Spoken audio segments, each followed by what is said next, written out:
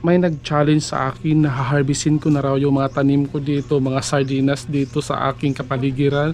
Hindi ko alam kung pwede na ba nating harbisin yun, kaya titingnan natin mga mga day kung pwede na ba siyang ma-harvest.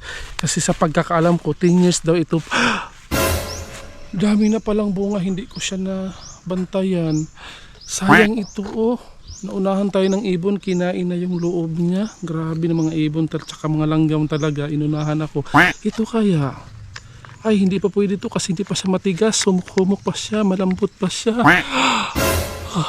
Ito rin hindi pa pwede kasi ano pa siya. Ito kaya, ito pwede na itong kainin natin mga dumaras. Parang sakit nito, naigo ako nito. Kaya kunin na natin ito kasi perfect na ito pangkain talaga.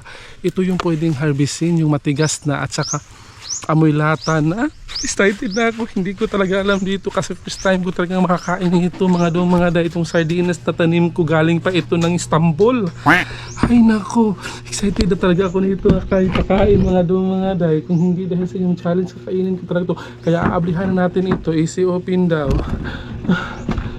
Kasi kapag hindi pa siya hinog o hindi pa siya pwedeng harvestin kasi malambot siya pag i-open mo siya ngayon, mayroon pa siyang ganito. Oh, grabe talaga, iingkitin na natin to. Yan, tsaka easy open.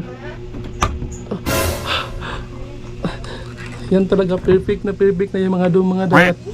Hindi ko alam kung masarap ba to. First time ko talaga ito mga day. First harvest ko kasi to after ilang years ba yun? 10 years? Bakit parang kulay pula yung ano dito? Yung in-order ko kasi kulay blue. Pero bakit po pula to? Yung nasa picture niya sa seedling niya, kulay blue yung in-order ko. Lagyan ko kaya to ng kalamansi, baka masarap. Lagyan natin ng asin.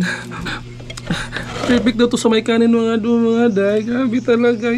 Ano to? Sarap. Sarap niya.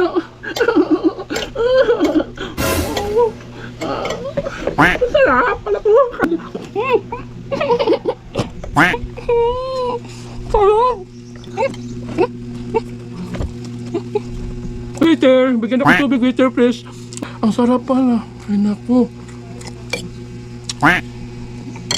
Yung lasa niya, grabe talaga mga ate.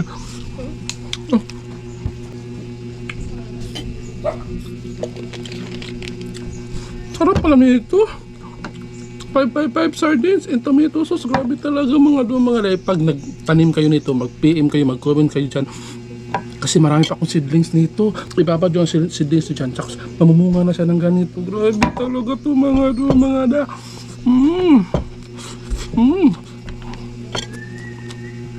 Mamaya harvestin ko din yung iba doon kasi iihaw natin mamaya yun. Pwede yun, no?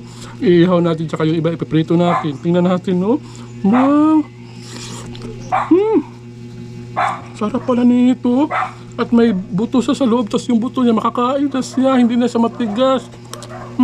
Tama talaga yung ano niya. Yung mga lumata. Challenge accepted talaga. Ang sabaw niya.